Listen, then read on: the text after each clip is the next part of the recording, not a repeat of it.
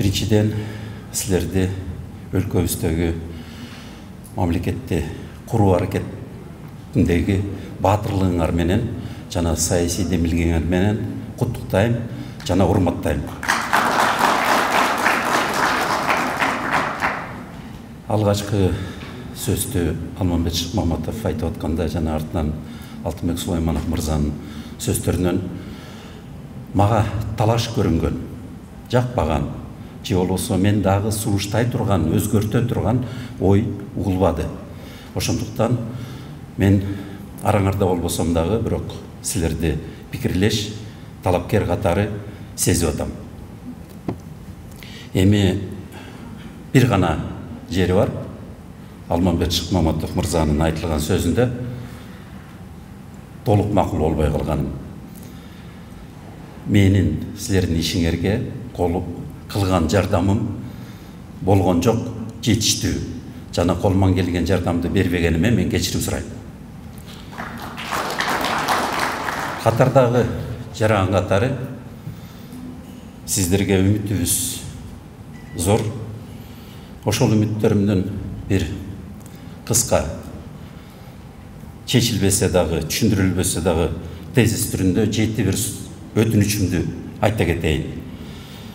Кырдаалдагы бүгүнкү тарыхый жылдардын биринде эң биринчи бул кыргыз элинин адам өмүрүнө Сталин мезгилинен бери кайбыгер мамилеси. Ошого сиздердин ар бирөөңөрдүн жана сиздин партияңыздардын адам өмүрү эң ыйык баалуулук экенине мыйзам түрүндөбү, иш аракетиндеби, ар бир адамдын өмүрүн коргоо аракетиңердеби салымыңарды кошо аласыңарбы деген үмүттө биздин өтүнүчтөрүбүз, менин өтүнүчүм. Экинчиси, биз кол тийбестикке жетише элекпиз.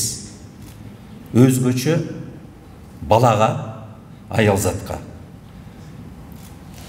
Ар бир кыргыз улуттук ар намыс катары балага жана аялзатка дегиле тынчтык менен жүргөн адамга кол тийбестик биздин улуттук намыс экенине жетишүүгө биз милдеттүүбүз. Үчүнчүсү, жаран шайласа бийликти көзөмөлгө ала алат. Бүгүнкү күндө биз артка кетип, үстүртөн дайындалган бийлик өкүлдөрүн өзүбүз эл менен макул болбой, элге көңүл бурбоосуна шарт түзгөнбүз. Төртүнчүсү, түшүм берген бакты багыш керек. Биздин өлкөдө, биздин бийлик бутагын улам сындыра берип, ишкерлерди бүгүн кайра суйлтуп атат. Биздин айылына чөйрөдөгү бийликтер ачык айтпаса дагы саясат катары ортоңку классты жана чакан орто бизнестерди суюлтуу, жок кылуу аракетинде саясат жүргүзүшүп атышат. Элдин түрөөчү, экономиканын түрөөчү, өлкөнүн түрөөчү жана акыры барып туруп мамлекетке атаандаштуулукту бере турган бул ортоңку класс жана чакан орто бизнес. Биздин саясаттар көмүскө түрүндө ошол ишкерлерди кайра чөгөлөтүп, көз каранды кылып, жакыр кылганга бурулуп кетти. Биздин өлкөдө орусча презумпция невиновности деп коет эмеспи? Ошол нерсе жокко чыгарылгандай сезилет. Сотко тапшырылган иштердин 95 эмес 98-тен 100%га чейин жакын иштери соттолуп кетип атат. Соттолуп дегенде алар акталбай атат. Идеалдуу түрдө 50-дөн ашуун пайыз иштер акталыш керек. 50-дөн ашуун эмес, сөзсүз түрдө 3-төн 2-си акталыш керек. Эгерде биз гумандуу жана сабырдуу жана адилеттүү жана калыс коомчулукту, өлкөнү жана мамлекетти кура алсак.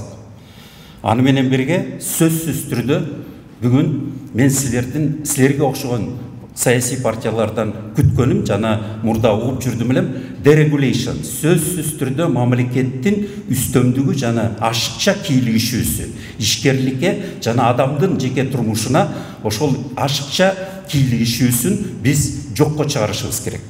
Эркиндик чексиз болуш керек. Ар бир адамдын эркиндиги башка бир адамдын эркиндиги башталган жерден гана чектелиш керек. Эгемендик, эркиндик. 31 августта биз эгемендүүлүк күнүбүздү дагы бир майрамдайт окшойбуз. Бирок ошол күнгө арналган сөздөрүбүз барган сайын баатырлыгы, эрдиги ылдыйлап баратат. Биз кимден эгеменбиз? Цар империясынанбы? Толук бошондукпу ошол баскынчылык бизге болгон үстөмдүк идеялардан? Кызыл террордон түшүнүгүбүз барбы? Биз маңкуртчулугубузду мээбизден, акыл эсибизден сыгып чыгара алдыкпы? Азыркы 91-жылдан бери курулуп аткан капитализм таза капитализм болуп атабы, же болбосо булганыч капитализм болуп, олигарх, криминал күчтөрүнүн астында көмөлүп калдыбы? Илимий түшүнүктө экстрактив, элди сыгып алып эл аркылуу байыгандардын бийлиги деп аталат, же болбосо социалисттик деп аталган бул тартып алып бөлүштүрүү саясаты жана идеологиясы, же болбосо ар бир адамдын талантын өрчүндөтүп, ошол өрчүндөгөн таланттардын суммасы аркылуу эл өнүгө алабы? Бул тандоо биздин астыбызда толук чечиле элек. Эми парламентаризмди үйрөнүү, кабыл алуу жана коргоо мезгилинин дагы бир орчундуу сыноо мүмкүнчүлүгү, сынала турган мүмкүнчүлүгү силердин астыңарда, бардыгыбыздын астыбызда.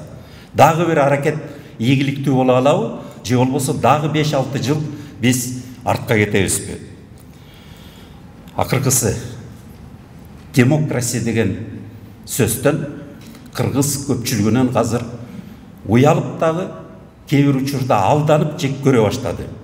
Бул сөздүн өзүн гана эмес, атын гана эмес, ишин дагы коргогон саясий күч акыры утат. Рахмат.